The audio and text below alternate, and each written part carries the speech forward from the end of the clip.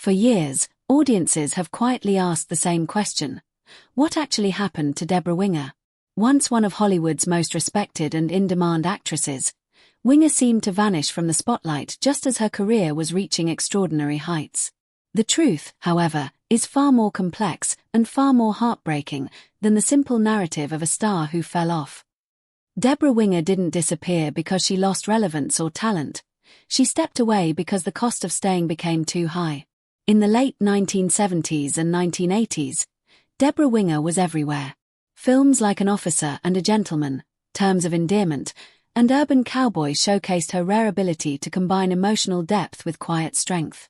She wasn't just a leading lady, she was a serious actress in an era that often preferred image over substance. But behind her success, Winger was already feeling the strain of an industry that demanded compliance over authenticity. She was outspoken, intelligent, and unwilling to play the Hollywood game, and that made her both admired and quietly resented. Winger's reputation for being difficult became one of the most damaging labels attached to her name. In reality, what many interpreted as difficult behavior was often her refusal to tolerate disrespect, shallow roles, or being silenced. She challenged directors, questioned scripts, and demanded emotional honesty in her performances. In an industry dominated by powerful men, this resistance came at a price.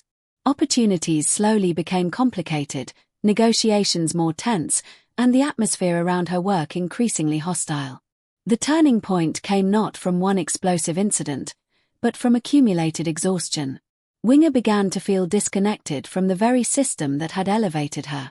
Fame brought scrutiny instead of fulfillment, and the pressure to conform began to outweigh the joy of acting. She later revealed that she felt reduced to an image, stripped of the thoughtful, creative identity she valued.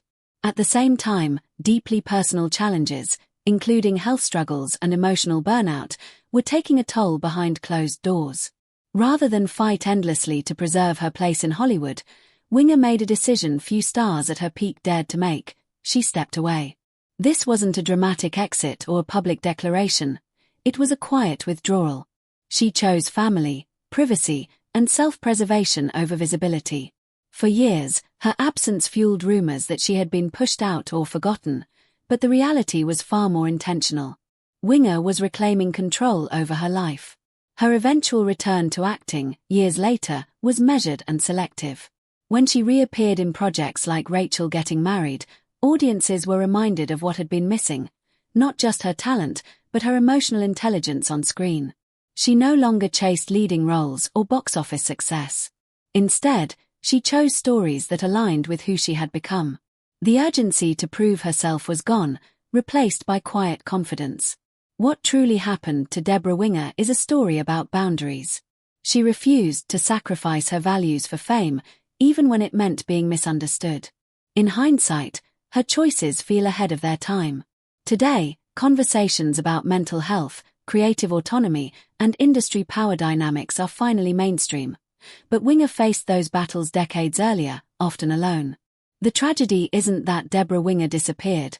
It's that Hollywood wasn't ready for someone like her. She didn't fade away, she stepped back, refusing to let the industry define her worth.